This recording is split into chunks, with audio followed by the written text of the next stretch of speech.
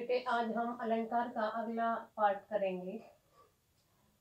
अलंकार का अगला पार्ट। कल हमने बताया कि अलंकार का क्या अर्थ होता है, अलंकार को हम और क्या कहते हैं, गहना, आभूषण, सजावट, ये अलंकार के अर्थ होते हैं। अलंकार दो शब्दों के मेल से बनता है, अलम प्लस कार।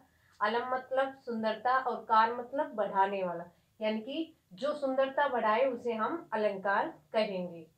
अलंकार के दो भेद होते हैं, एक शब्दालंकार, एक अर्थालंकार। तो हमने शब्दालंकार कर लिया था, आज हम दूसरा करेंगे अर्थालंकार।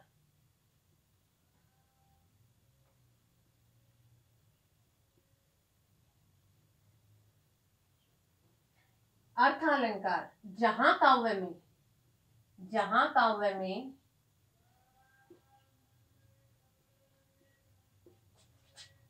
अर्थ के कारण, शब्द के अर्थ के कारण चमत्कार उत्पन्न हो,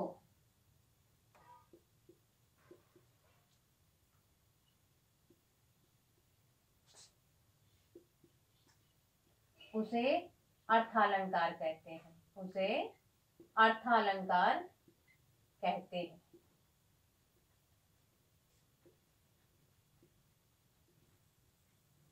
अर्थालंकार किसे कहते हैं? जहां काव्य में अर्थ के कारण चमत्कार उत्पन्न हो उसे हम अर्थालंकार कहते हैं। जैसे पीपर पात सरिस मंडोला, पीपर पात सरिस मंडोला।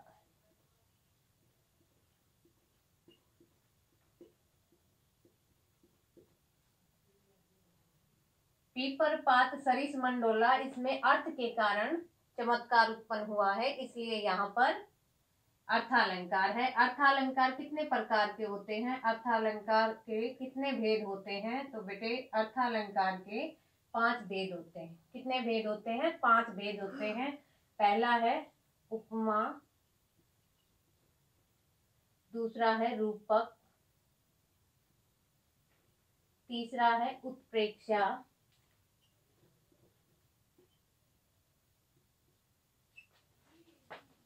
चौथा है बेटे अतिशयोक्ति,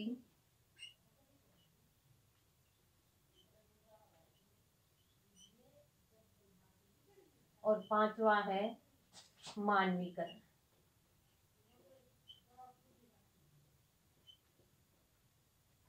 ये 5 अर्थालंकार के भेद हैं। 10th में उपमा और रूपक ये 2 और मिला दिए गए हैं। पहले 4 थे, उत्प्रेक्षा, अतिशयोक्ति, मानवीकरण और सलेस। अब 2 और ऐड कर दिए गए हैं, उपमा और रूपक। वैसे बेटे हमें सभी अलंकारों का ज्ञान होना चाहिए, क्योंकि कविता के अंदर सभी अलंकार दिए गए हैं। अनुप्रास भी दिया गया है, यमक भी दिया गया है, सलेस भी दिया गया है, उपमा भी, रूपक भी, उत्प्रेक्षा भी, अतिशयोक्ति भी और मानवीकरण हमारे लिए सभी इंपॉर्टेंट है। तो आगे हम करेंगे अब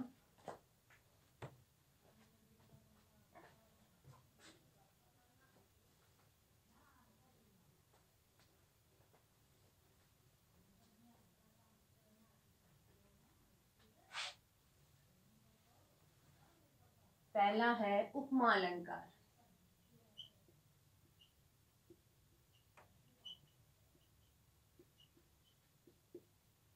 इसकी परिभाषा है, देखो, उपमा अलंकार और दूसरा रूपक और तीसरा बेटे उत्प्रेक्षा। सबसे आसान तरीका है, सबसे पहले तो हमें उपमान और उपमेय का पता होना चाहिए। उपमेय क्या है और उपमान क्या है, इसका पता होना चाहिए। ये पहचान जरूरी है तीनों अलंकारों में। अब यहाँ उपमेय क्या होता है? उपमेय होता है बेटे प्रस्तुत। प्रस्तुत मतलब जो सामने है, और उपमान होता है अप्रस्तुत, जो सामने नहीं है। यानी कि मैं कहूं कि चंद्रमुख, चंद्रमुख कहने से, या तुम्हारा मुख चंद्रमा के समान है, तो मुख प्रस्तुत है, हमारे सामने है, तो मुख क्या हुआ? उपमेय हुआ। और अप्रस्तुत क्या है? चंद्रमा हमें दिख थोड़ी रहा है, तो अप्रस्तुत चंद्रमा है तो चंद्रमा क्या होगा बेटे, उपमान होगा। सबसे आसान तरीका है उपमान और उपमेय पहचानने का। ठीक है, जो आपके सामने है वो उपमेय है और जो जिसकी उपमा कर रहे हैं वो उपमान है जो अप्रस्तुत है। तो इतना समझ में आ गया होगा उपमान और उपमेय क्या होता है। अब देखो, सारा खेल तीनों में उपमान और उपमेय का है। उपमा अलंकार किसे कहते हैं? जहां काव्य में उपमान और उपमेय में समानता होते हुए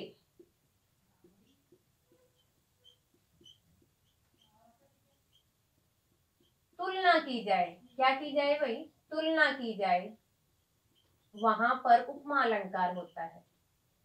वहां उपमा अलंकार होता है या उसे हम उपमा अलंकार कहते हैं।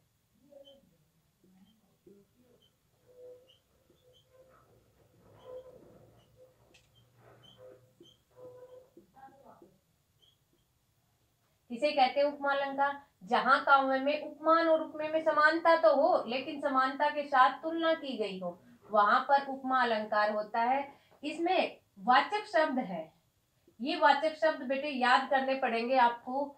सा, से, सम, सी, सरिस, समान, तुल्य और जैसे वर्ड भी उपमा अलंकार में आता है। लेकिन जैसे वर्ड उत्प्रेक्षा में भी आता है बेटे, दोनों में अंतर कैसे करोगे, कैसे पहचानोगे ये उपमा है ये उत्प्रेक्षा है? तो जहां तुलना की जाए वहां पर उपमा अलंकार होगा और जहां पर संभावना दर्शाई जाए, मानो वर्ड यूज किया जाए, तो वहां पर उत्प्रेक्षा अलंकार होगा। तो एक बार फिर से देखेंगे उपमा अलंकार किसे कहते हैं? जहां काव्य में उपमान और उपमेय में समानता होते हुए तुलना की जाए वहां पर उपमा अलंकार होता है। इसके वाचक शब्द हमें पहचानने में आसानी होगी, इसलिए वाचक शब्द याद करने हैं। सा, से, सम, सरिस, सी, समान, तुल्य, जैसे ये शब्द जहां पर काव्य में दिखाई दे वहां पर कौन सा अलंकार होगा बेटे? उपमा अलंकार होगा। जैसे पहला तो मैंने लिख ही दिया था, सरिस का पीपर पात सरिस मंडोला, पीपर पात सरिस मंडोला।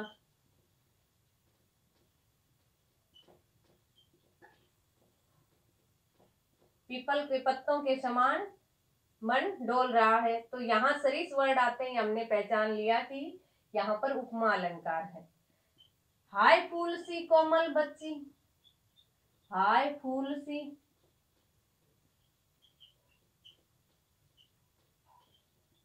कोमल बच्ची, हुई राख की थी डेरी। हमने यहाँ पर सी वर्ड पहचान लिया कि फूल के समान बच्ची, तो यहाँ पर सी वर्ड आते ही, सी शब्द आते ही हमने पहचान लिया कि उपमा अलंकार है। तो वाचक शब्द वेरी इंपॉर्टेंट है उपमा अलंकार पहचानने के लिए। भूतल तवा सा जल रहा, भूतल तवा सा जल रहा, सा वर्ड आ गया, सा शब्द आते ही पहचान लिया। यहाँ पर भी उपमा अलंकार है। यहाँ पर भी कौन सा अलंकार है बेटे? उपमा अलंकार है। हरिपद कोमल कमल से, हरिपद कोमल कमल से, हरिपद कोमल कमल से वर्ड आ गया, से शब्द आते ही पहचान लिया हमने उपमा अलंकार है। तो पहचान गए होंगे कहाँ कहाँ उपमा अलंकार होगा? जहां पर उपमान और उपमेय में समानता होते हुए तुलना की जाए वहां पर उपमा अलंकार होता है। सा, से, सम, सरिस, तुल्य, जैसे ये शब्द जहां पर आए वहां पर उपमा अलंकार होता है। आगे देखो, रूपक अलंकार। जहां काव्य में, जहां काव्य में उपमान और उपमेय में, उपमान और उपमेय में अभेद प्रकट किया जाए, अभेद प्रकट किया जाए।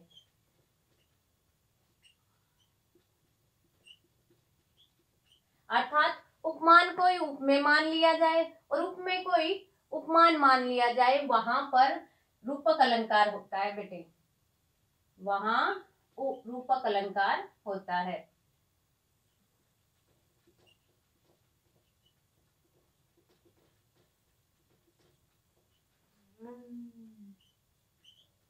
कहाँ होता है रूपक अलंकार? जहां उपमान और उपमेय में अभेद प्रकट किया जाए, यानी कि उपमान कोई उपमेय मान लिया जाए और उपमेय कोई उपमान मान लिया जाए, वहां पर कौन सा अलंकार होता है भाई? वहां पर रूपक अलंकार होता है। जैसे आए महत बसंत, आए महत वसंत, यहाँ पर महत रूपी बसंत, आए महत बसंत मतलब महत रूपी वसंत, तो यहाँ पर रूपी वर्ड आया, इसलिए यहाँ पर महत ही बसंत है, बसंत ही महत है, इसलिए यहाँ पर रूपक अलंकार है। अपनी कविता में है, पहली कविता में ही सूरदास के पद में, प्रीति नदी में पाव न बोरियो, प्रीति नदी में पाव न बोरियो,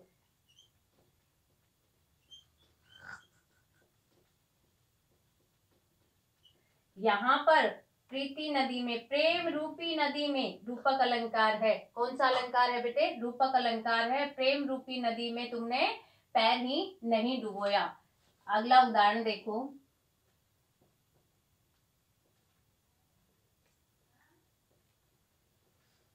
मधुप गुनगुनाकर कह जाता, आत्मकथ्य की पहली लाइन है अपनी कविता की, उसमें भी रूपक अलंकार है। मधुप गुनगुनाकर कह जाता, मधुप गुनगुनाकर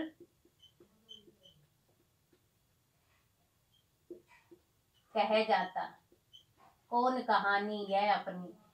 मधुप मतलब मन रूपी भौरा, यहाँ पर भी रूपक अलंकार है। कौन सा अलंकार है बेटे? रूपक अलंकार है, मन रूपी भौरा, क्योंकि एग्जामिनर कविता में से ही लाइन उठा के दे सकता है, बाहर से भी दे सकता है, मैं सारे करवा रही हूँ, सभी पे ध्यान देना है, ठीक है। तो यहाँ पर भी मधुप गुनगुनाकर कह जाता, कौन कहानी है अपनी, इसमें मधुप के अंदर कौन सा अलंकार है? रूपक अलंकार है, मन रूपी भौरा। मधुप किसके लिए आया था? मन रूपी भौरे के लिए। अगला उदाहरण देखो, पायो जी मैंने राम रतन धन पायो, पायो जी मैंने, पायो जी मैंने राम रतन धन पायो, राम रतन धन पायो। यहाँ पर राम ही रतन धन है और रतन धन ही राम है, अभेद प्रकट किया गया है, इसलिए यहाँ पर रूपक अलंकार है। कौन सा अलंकार है बेटे? रूपक अलंकार है। पायो जी मैंने राम रतन धन पायो। अगला उदाहरण है,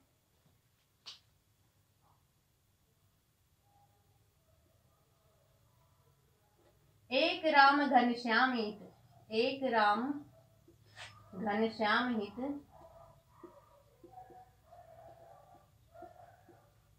चातक तुलसीदास, चातक तुलसीदास। एक राम, राम ही घनश्याम है और घनश्याम ही राम है, चातक ही तुलसीदास है, तुलसीदास ही चातक है, तो यहाँ पर भी रूपक अलंकार है बेटे। कौन सा अलंकार है? रूपक अलंकार है। तो हमने जाना, क्या जाना?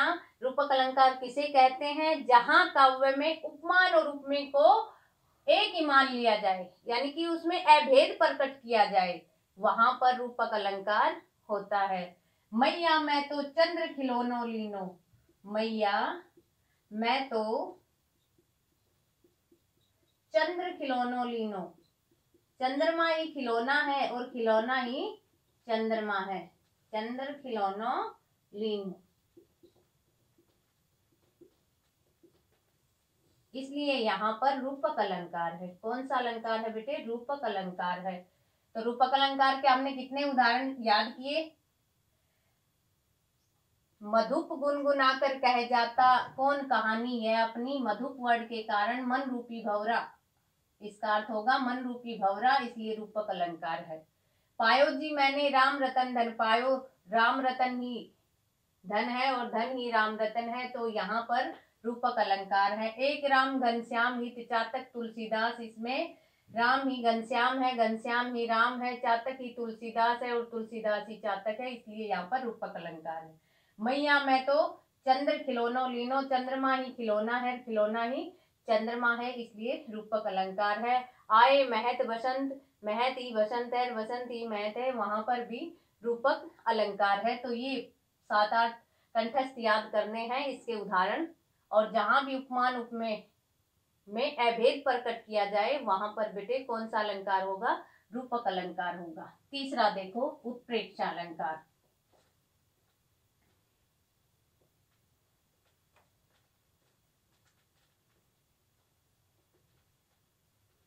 देखो उत्प्रेक्षा अलंकार,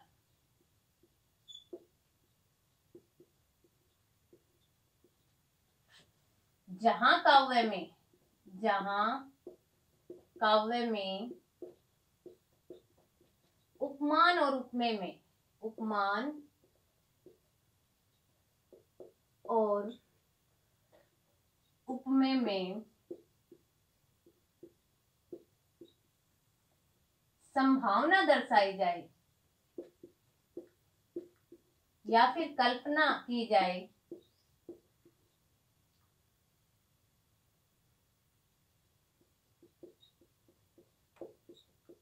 वहां उत्प्रेक्षा अलंकार होता है। वहां उत्प्रेक्षा अलंकार होता है। उत्प्रेक्षा अलंकार कहाँ होता है?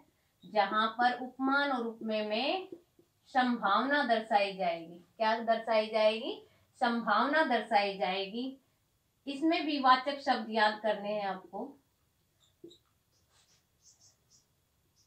जनु जानू, जनहू,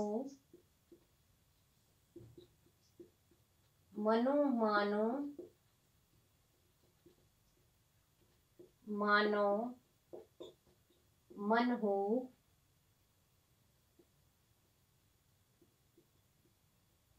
जो, जैसे,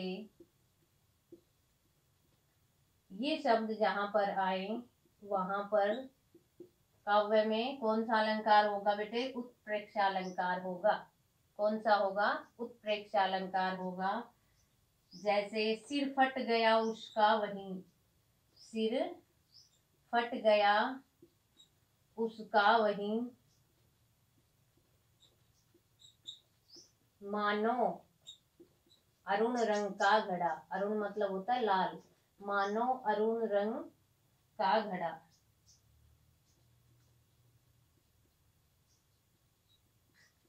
मानव वर्ड आते ही हमने पहचान लिया कि कौन सा अलंकार है? उत्प्रेक्षा अलंकार है। तो उत्प्रेक्षा अलंकार में और उपमा अलंकार में हमने वाचक शब्द जरूर याद करने हैं। उपमा के वाचक शब्द हैं सा, से, सम, सरिस, तुल्य, समान, जैसे। ये शब्द जहां पर आए वहां पर उपमा अलंकार। जनु जानू, मनु मानू, जनहू मनहू, जैसे, ये शब्द जहां पर आए वहां पर उत्प्रेक्षा अलंकार होगा। पाहुन जो आए हो, पाहुन जो आए हो,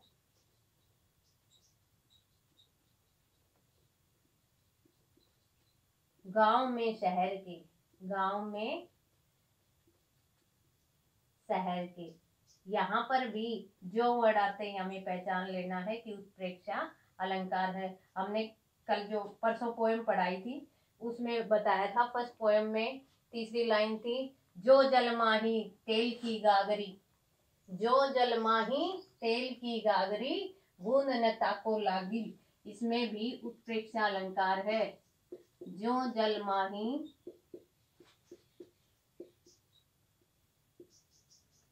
तेल की गागरी बूंद न ताको लागी, बूंद न ताको लागी। यहाँ पर भी जो वर्ड आने से उत्प्रेक्षा अलंकार है। और आखिरी लाइन में सूरदास अबला हम नारी, इसमें भी उत्प्रेक्षा अलंकार है। सूरदास अबला हम नारी, गुड़ चाटी जो पागी, गुड़ चाटी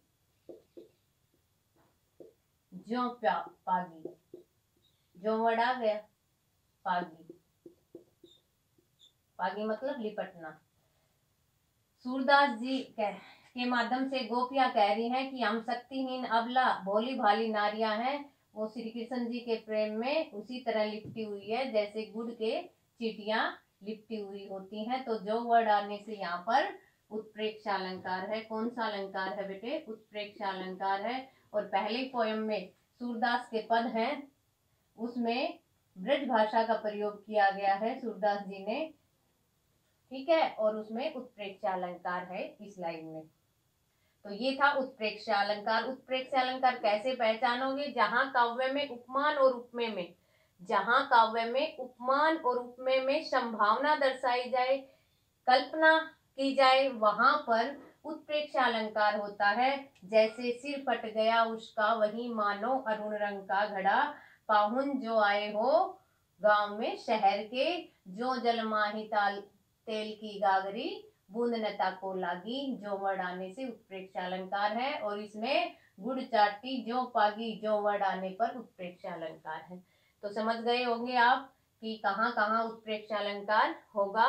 काव्य में ये शब्द आते ही हमने पहचान लेने हैं, ये वाचक शब्द जरूर याद करने हैं बेटे, तभी आप पहचान पाओगे कि उत्प्रेक्षा अलंकार है। नेक्स्ट है अतिशोक्ति। नेक्स्ट चौथा है अपना अलंकार अतिशोक्ति। ध्यान देना, अतिशोक्ति, यहाँ अतिशोक्ति अतिशय धन उक्ति मिलकर बना है अतिशोक्ति। अतिशय मतलब बढ़ा चढ़ाकर, बढ़ा चढ़ाकर, अतिशय मतलब बढ़ा चढ़ाकर, और उक्ति मतलब कहना, यानी कि जो बात हम बढ़ा चढ़ाकर कहते हैं, लोक सीमा का उल्लंघन करते हुए कहते हैं, उसे हम अतिशोक्ति कहेंगे। क्या कहेंगे? अतिशोक्ति कहेंगे। तो जहां काव्य में कोई बात बढ़ा चढ़ाकर बताई गई हो तो उसे हम अतिशोक्ति अलंकार कहेंगे। जैसे अतिशोक्ति में आगे नदियां पड़ी अपार, आगे नदियां पड़ी अपार, घोड़ा कैसे उतरे पार, घोड़ा कैसे उतरे पार, राणा ने सोचा इस बार, राणा ने सोचा इस पार, राणा ने सोचा इस पार, तब तक घोड़ा था उस पार। यानी कि राणा सोच ही रहा था, उससे पहले तो घोड़े को दूसरे पार कर दिया, यानी कि असंभव बात को संभव दिखा दिया, इसलिए यहाँ पर अतिशोक्ति अलंकार है। दूसरा है हनुमान की पूछ में, हनुमान की पूछ में लगन न पाई आग,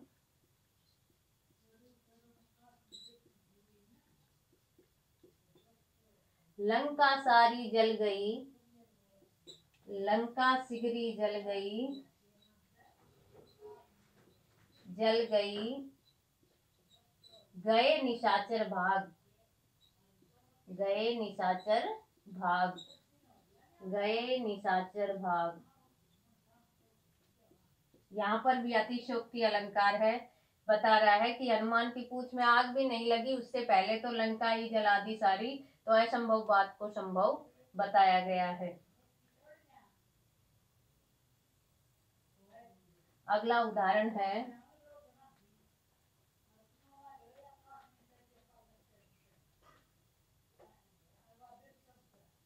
इतना रोया था मैं उस दिन, इतना रोया था मैं उस दिन, इतना रोया था मैं उस दिन, ताल तलैया, ताल तलैया सब भर डाले, सब भर डाले। यानी कि मैं उस दिन इतना रोया था कि ताल तलैया सब भर डाले। कभी रोने से ताल तलैया भरते हैं क्या? यहाँ भी असंभव बात को संभव बताया गया है। इसलिए यहाँ पर कौन सा अलंकार है बेटे? अतिशयोक्ति अलंकार है। कौन सा अलंकार है? अतिशयोक्ति अलंकार है। तो हमने जाना अतिशयोक्ति अलंकार कहाँ होता है? जहाँ काव्य में कोई बात बढ़ा चढ़ाकर बताई गई हो, लोक मर्यादा से बढ़कर उसका उल्लंघन किया गया हो, इसलिए उन्हें क्या कहा जाता है? अतिशयोक्ति अलंकार कहा जाता है। अगला है मानवीकरण, पांचवा अलंकार है मानवीकरण अलंकार। कौन सा अलंकार है? पांचवा मानवीकरण अलंकार है। मानवीकरण अलंकार किसे कहते हैं? मानवीकरण अलंकार किसे कहते हैं? जहां काव्य में, जहां काव्य में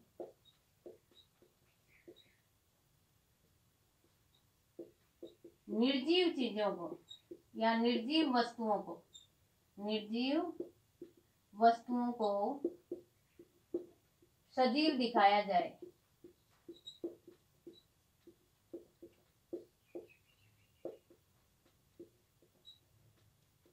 या मानव की तरह क्रियाएं करते हुए दिखाया जाए, मानव की तरह क्रियाएं करते हुए दिखाया जाए,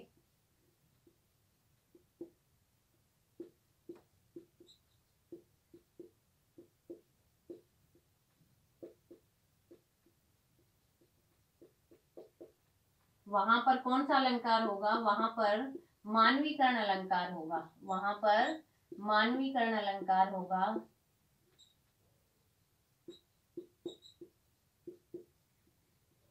जैसे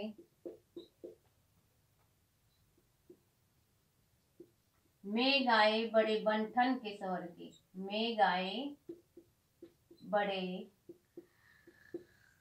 बंठन के स्वर के।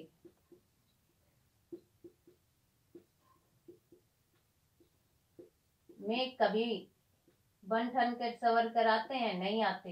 तो यहाँ पर मेघों को मानव की तरह बंठन कर सवर कर दिखाया गया है, इसलिए यहाँ पर मानवीकरण अलंकार है। धूल भागी, धूल भागी घाघरा उठाए, धूल भागी घाघरा उठाए। भाई धूल कभी घाघरा उठाकर चलती है क्या? घाघरा उठाकर तो युवतियां चलती हैं। तो यहाँ पर भी धूल को युवती के समान दिखाया गया है, इसलिए यहाँ पर मानवीकरण अलंकार है।